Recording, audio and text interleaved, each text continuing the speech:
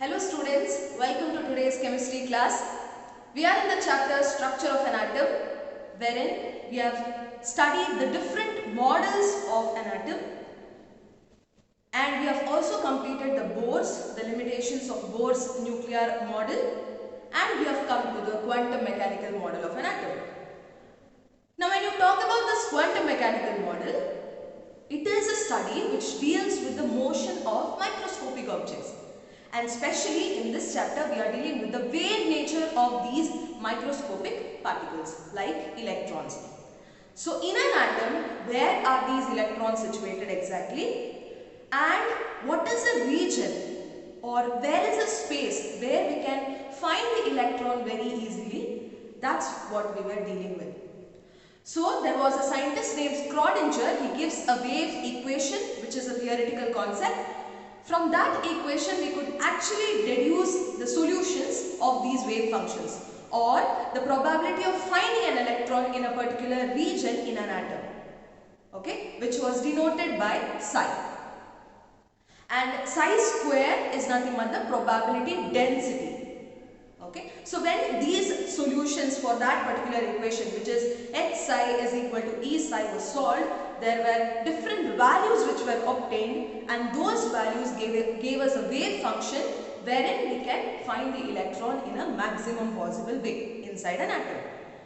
So this is what we were talking about in the last class. Today, let us continue. As I told you that the wave characters or the values of finding an electron can be obtained by the help of the quantum numbers. So these quantum numbers, I've told about three. First one is a principal quantum number, the second one is azimuthal quantum number, and the third one is magnetic quantum number. Today we will study another quantum number which is also called the spin quantum number, which was discovered later on. Let me talk about it in detail, but before that, let us understand what is the difference between orbits and orbitals. Now when you talk about orbits, which you have studied from day 1 of this chapter, they are a well-defined circular path where the electron revolves around the nucleus. Right? So that's the path wherein the electron keeps revolving around the nucleus, and that is orbit. But when you talk about orbital, to understand what is an orbital, as I told, orbital is nothing but a region or a space inside an atom where there is maximum probability of finding an electron. It can be any space. So here it is a region in space where there is maximum probability of finding an electron inside an atom. But this is said to be well-defined orbits or paths. Okay. Again, in orbits there is planar motion of electrons. Just like how planets revolve around the sun, so in the planar motion the electron keeps revolving in that orbit. But when you talk about orbitals, it is a three-dimensional motion of electrons. So you have to start imagining in a three-dimensional way. So there can be paths from various sides. Okay, so that is how three-dimensional motion of electrons takes place in the orbital, whereas orbit is just planar motion. And also, orbits are circular, right? Orbits are circular in nature, and we say electrons keep revolving in a circular motion around the nucleus. But in orbitals does not have a specific, shape or a circular shape there, but instead each orbital will have different shape based on how the electrons are directed or how the electrons are being spaced inside an atom. Based on that, orbitals will have different shapes. They will not have a specific structure or a shape. Okay, it can be different according to how the electrons are situated. We will go in detail about orbitals later on. Then it would be clear to you how these electrons are situated inside an atom. Orbitals cannot accommodate more than 2 electrons, but when you talk about an orbit can accommodate the electrons which is equal to 2n square. Now if it is energy level, okay, energy level n is equal to 1, that means here it can be 2 into 1 square, which is 2 electrons. In the same way, next 2 into 2 square would be 8 electrons, then 80. So those are the magic numbers what you have already studied how many electrons can you accommodate in an orbit. But when you talk about orbitals in an orbital, you remember the boxes which I used to draw for a p orbital. There are three p subshell, there are three orbitals. So here you can accommodate only 2 electrons. Each orbital will accommodate 2 electrons. So this is the p orbital what I was talking about. So here you can accommodate in this one orbital, here you can accommodate 2 electrons, here 2 electrons, here 2 electrons. So each orbital can accommodate 2 electrons. So that's what orbital means. And orbits can accommodate the electrons, which is equal to 2n squared. So this is like a main basic energy level what you see. But here when we are talking about orbits, it is like the innermost space inside an atom. So that's why we say it is a region in space where there is maximum probability of finding an electron inside an atom. Okay, so let us continue with the quantum numbers. How does each electron stay inside the orbital of an atom? Maybe it is depending, they will have different shapes, they will have different orientations, they will have different directions. So based on these, different orbitals are possible, and in order to find these orbitals, we use quantum numbers.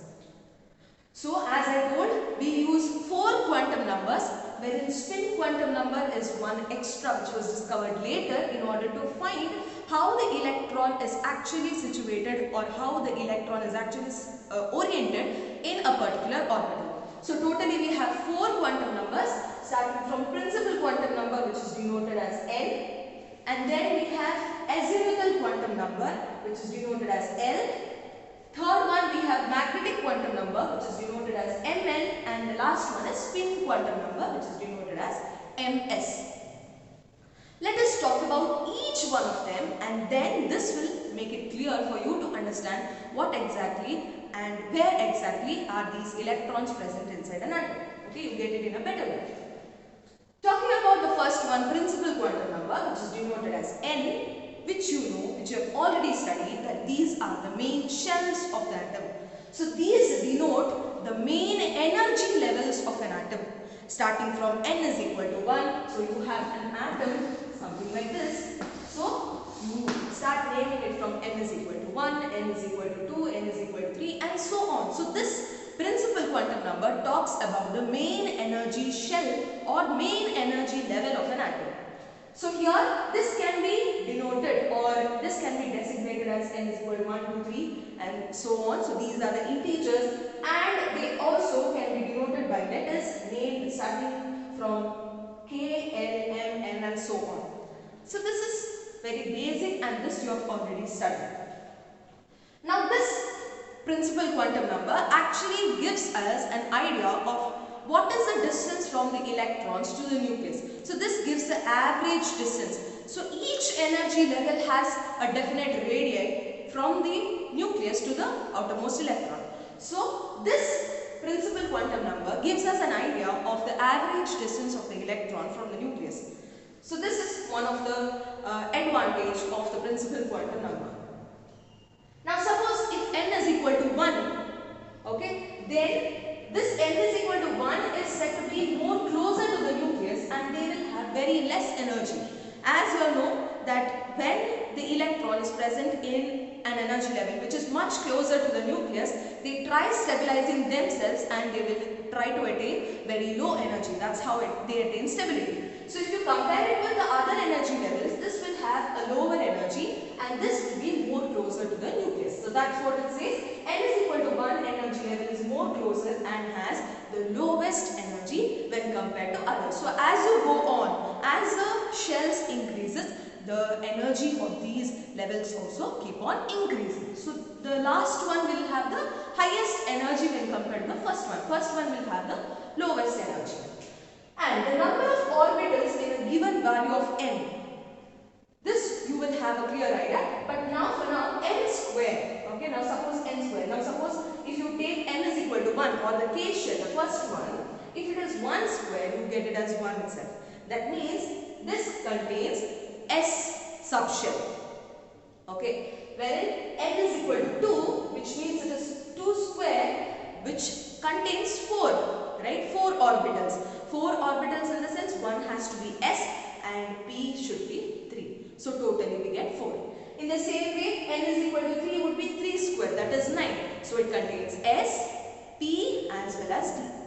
Make a note that S has 1 orbital, P has d orbitals, D has 5 orbitals and F has 7 orbitals. So this is what it means. So 1 square, in the sense it is 1 itself, so 1 orbital. Here 2 square is 4, so it must be 1s and the other should be 3. So S and P. In the energy level 3, n is equal to 3, you have S, P, D as well as P and D subshells together. So as you go on, the subshells also keep on increasing, which also helps us to determine the number of orbitals, which I will be talking about it. Okay. So I hope this is clear. What is principal energy, principal quantum number? That denotes the main energy level or the shell of an atom. Okay. So this is how it is denoted. That's sorted. We'll move on to the next one, that is azimuthal quantum number. Now this azimuthal quantum number actually denotes the orbital angular momentum of an electron. Okay, orbital angular momentum. Angular momentum in the sense the motion of them. Okay, so that is denoted by azimuthal quantum number, which is designated as L. Now, understand this very properly. Azimuthal quantum number denotes the subshells. Now imagine you're actually going somewhere and you have different buildings. Okay, they are same kind of buildings and you are trying to get into one of them. So you have different buildings, that means there are energy levels. There are different energy levels. Okay, out of that you have to pick up one building and you're getting into different floors of that building. So different floors will be your subshells. Okay, one big thing, and inside that you're going to get numerous levels, that will be your subshells. Okay, so in n is equal to 1 you have S subshell. So inside that you have S subshells. So this is what azimuthal quantum number gives us. So azimuthal quantum number denotes the subshells present inside an atom. And the shapes, this also tells us about the shapes of these subshells and also the orbitals. What is the shape of these orbitals? Okay, and also what is the shape of these subshells can be given by azimuthal quantum number. Now this quantum number value L actually depends on the energy level. Okay, it is, if n is equal to 1, then L will be 0. So you start from 0, 1, 2 and so on. Suppose n is equal to 1, then you start L as 0. If it is n is equal to 2, then you have two values, which means it has to be 0 as well as 1. If it is n is equal to 3, then L will be 0, 1, 2. So in this way, n is equal to 4 will be 0, 1, 2, 3, like that. Okay. Now, this number, that is L value or the azimuthal quantum number value, also has been designated as a particular subshell. So now if it is 0, that means it is S subshell. If it is 1, that means it is P subshell. If it is 2, then it is D subshell. 3, F, 4, G and so on. It goes on. Okay. So depending on the L value, you get to know the subshell. This should be remembered. So azimuthal quantum number totally gives you the subshell of an atom. So how do you start the values? You shouldn't get confused here. If it is n is equal to 1, then you started from 0. Okay. If it is 2, that means L has to contain two values. Energy level, if it is 2, that means L should contain two values which you start from 0 and 1. If it is n is equal to 3, then it is 0, 1, 2, like this. So if it is L is equal to 0, you know that the main energy level is the first shell. Correct? N is equal to 1. So you write it as 1 and L is how much? 0. 0 means which subshell? It is present in 1s. Got it? N is equal to 2. That means here it is the main shell, N is equal to 2. Right? Second shell, second energy level. But L is given as 0 as well as 1. So 0 would be S and it also contains P. So S as well as P. So you write it as 2S and 2P. Correct? Main energy level as well as a subshell. Main energy level, subshell. If it is n is equal to 3, you write it as, here there are 3 values, so there should be S, P and then B. So you write it as 3S, 3P and 3. In this way. Got it? If it is n is equal to 4 and n will be 0, 1, 2, 3, which means there will be 4S, 4P, 4D, 4F, and then it goes on. So this is how you determine the azimuthal quantum number values or the L values. For n is equal to some value, you have to write the values for L starting from 0 and then you have to find out the subshell by remembering this. Okay. Now suppose if n is equal to 5 is given and L would be 0, 1, 2, 3. This means that there are 5S, 5P, 5D, 5F. Got it? So this is how you try getting the L values or the values for the subshells. Which are the subshells present in this particular energy level is brought up from azimuthal quantum number. Hope this one is clear. Let us move on to the third one. Next we have magnetic quantum number. Magnetic quantum number is denoted as ml. Now suppose when we say that an electron is moving around the nucleus, okay, so it is like a three-dimensional structure. From all the sides the electrons keep on revolving around the nucleus. Now this revolution around the nucleus of the electron, automatically it produces magnetic field, right? As it keeps on revolving, there is induction of this magnetic field too. So when this magnetic field is being created, what happens is that it interacts with the magnetic field of the earth. Okay, so as soon as they both interact, these two magnetic fields interact, then these electrons will, orient themselves according to the magnetic field. So they change their direction according to the magnetic field interaction between that of the earth as well as its own. So they arrange themselves or orient themselves because of this magnetic field, okay, interaction of the magnetic field, and that's why the name is given magnetic quantum number. So this mainly shows us the orientation of electrons. Where exactly in P subshell E are these electrons present? Where exactly are these electrons present in S subshell? Okay, so that is denoted by magnetic quantum number. As you all know, P subshell contains 3 orbitals, right? So as I told you, now P orbital, if you have to write, suppose it is like this, P orbitals, okay.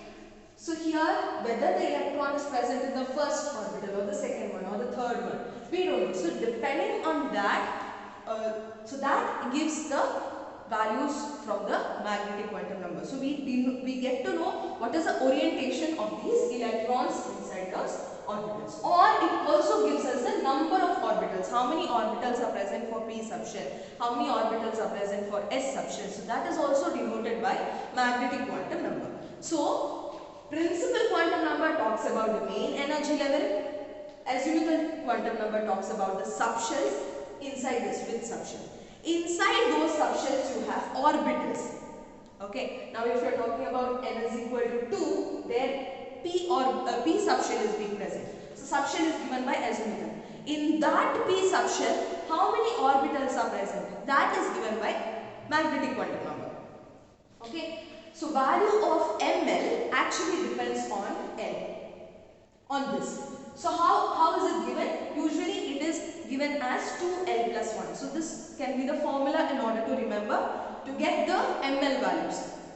So now suppose these values can range from, it's like a scale. You have the positive scale as well as the negative scale. So here you have 0 in between, and then you have negative values over this side, and then you have positive values. So you start from 0, minus 1, minus 2, minus 3, and this side you have plus 1, plus 2, plus 3, and so on. Now let us take few of the examples here. Suppose we know that magnetic quantum number depends on the value of azimuthal quantum number. So here if it is L is equal to 0, Okay, as you all know, L can be 0, 1, 2 and so on. So suppose L is equal to 0, if it is a first case, then ML will also be 0. How is it? If you substitute here 2 into 0 plus 1, here you have 0 plus 1 which gives 1, right? That means it has one value. So which is that one value? ML will be 0 itself. That is in between. Okay. Now suppose L is equal to 1, that means ML will be 2 into 1 plus 1. 2 into 1 is 2, 2 plus 1 will be 3 values. 3 values are which one? That means in a scale it can be 0, minus 1 as well as plus 1. So it's like a scale, remember that. Now suppose L is equal to 2. L is equal to 2 should be 2 into 2 which is 4 plus 1, 5 values. 5 values should be starting from minus 2, minus 1, 0, plus 1, plus 2. Got it? So this is how you denote the magnetic quantum number. You have the main energy level, then you have azimuthal which gives you the subshell values.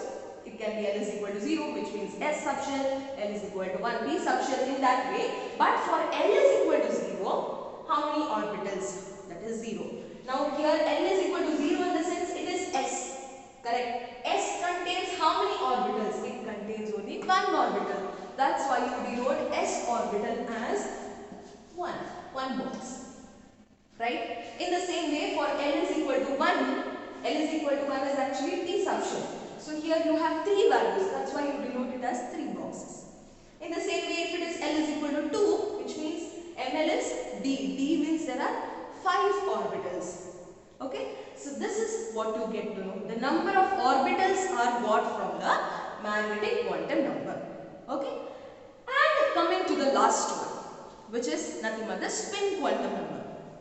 Now when you talk about the spin quantum number, you know that electrons keep revolving around the nucleus. Now you should know that this motion of electrons, it is not only just revolving around the nucleus, but it is also spinning its spinning in its own axis. It also keeps spinning and moving around the nucleus. It is not only revolving, it is spinning on its own. Okay, so this spinning can be either clockwise or it can be anti-clockwise. Both of the sides, it depends. So here, the spin quantum number actually denotes of the movement of these electrons or the spin of these electrons, which is denoted as ms. So this totally gives you the direction of the spin of an electron, whether it is clockwise or anti-clockwise. Okay, so if it is clockwise, you denote it as plus half. Okay, so this is how it is designated, plus half. If it is anti-clockwise, which is negative, that means it is minus half. Or if you have to represent these electrons in an orbital, suppose like this, I will take the example of s orbital. So how will you denote? If it is plus half, if it is clockwise, then you denote it as upper arrow. Okay, here it will be bottom one, which is facing to the bottom. So this would be minus half, anti-clockwise. So this is how you denote the electrons inside the orbitals. As the direction of the spin of an electron, we have the spin quantum number. Hope these are clear. Once again, you start from principal quantum number, which is the main energy level, and this is denoted as n, and these gives you the number of orbitals present, which we already spoke about it here. Then you have azimuthal quantum number, which denotes the subshells. So subshells can be starting from 0, 1 to 11. So n is equal to 1 will have 0, 1 value. Then n is equal to 2 will have 2 values for L. Okay, and then so on. So this totally gives you the subshell values. So if it is 0, then it is S, 1 is P, 2 is D, and so on. And then you have magnetic quantum number, which depends on L. So if it is L is equal to 0, then Mn will also be 0. As when you solve this, you get the value as 1, which means that it has only 0. So it is like a scale, magnetic. It is like a scale. So you have 0, plus 1, minus 1, then you have minus 2, minus 1, 0, plus 1, plus 2. So depending on the value of L, Ml is being obtained, and the formula can be used as this one, 2L plus 1 minus. So this gives you the number of orbitals. And in these orbitals, how the electrons has to be put into that orbital, that depends on the spin quantum number, which actually denotes the spin of an electron, or the direction of the spin, which can be clockwise and anti-clockwise. So here it can be denoted as plus half, which is the upward arrow, and the downward arrow would be minus half. So this denotes the clockwise direction and the other one denotes the anti-clockwise direction. So in this way, we can actually get to know where the electrons are present in an orbital of an atom. So from these children, questions can be asked in order to find out the different values of L, ml as well as the spin of an electron. Okay, so these problems can be asked, which is very important. So you have to understand this in order to move on with the chemistry chapters, as most of the chapters will include how to write the electronic configuration as well as naming of these orbitals.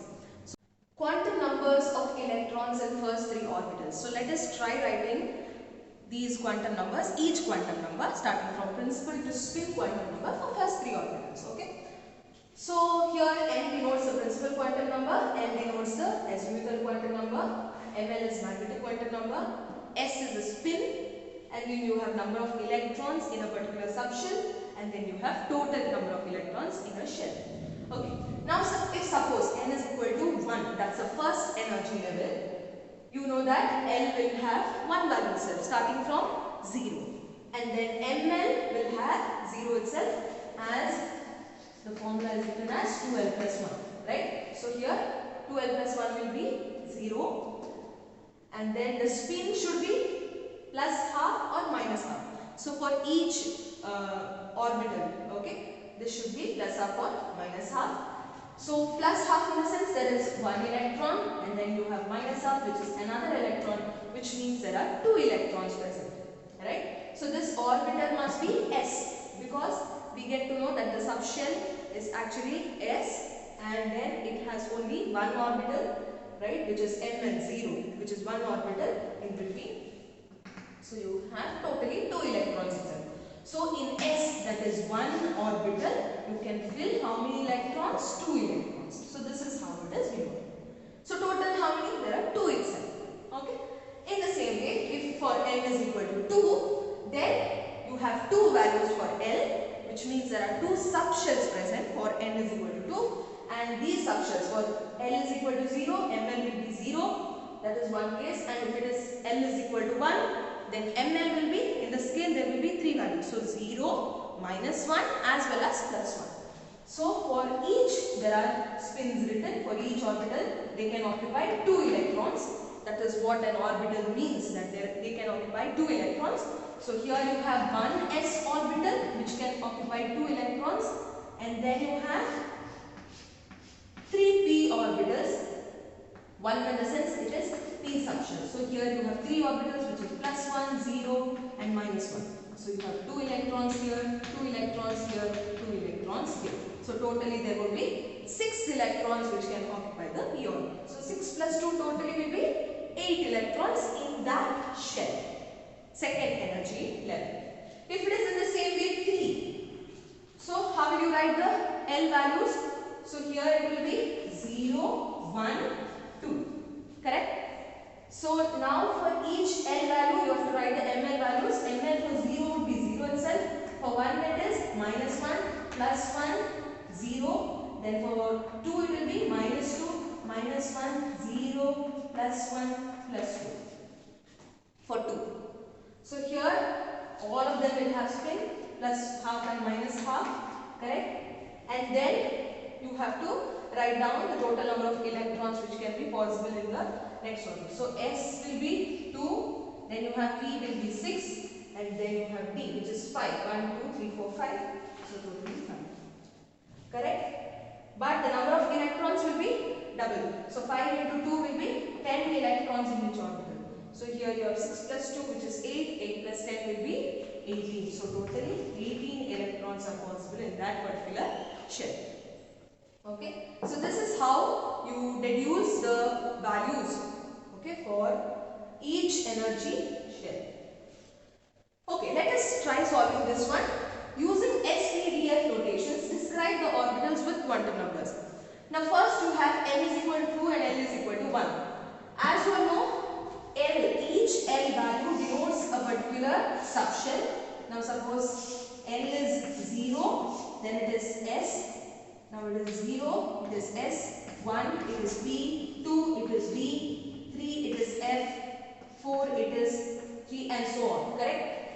Now here N is equal to 2 is given, which means the main energy level would be the second one. So here it is 2 and N is 1. 1 is P subshell. So 2P belongs to 2P subshell. Next you have N is equal to 4, N is equal to 0. That means main energy level is 4 and 0 in the sense with subshell here S. Then you have N is equal to 3 and N is equal to 2. Here it must be third main energy level and L is equal to 2 would be D subshell. So 3D belongs to 3D. Then N is equal to 5 and N is equal to 3, which means it belongs to main fifth energy level and 3 in the sense it belongs to F subshell. Okay. So and in this way you have to denote the orbitals for each quantum numbers given. So this was all about today's class, children, which is a very important topic. So problems can be asked from this part. So you have to be thorough with these idea of finding out the values for each of these quantum numbers. So let us wind up today's class, children. See you all in the next class. Thank you.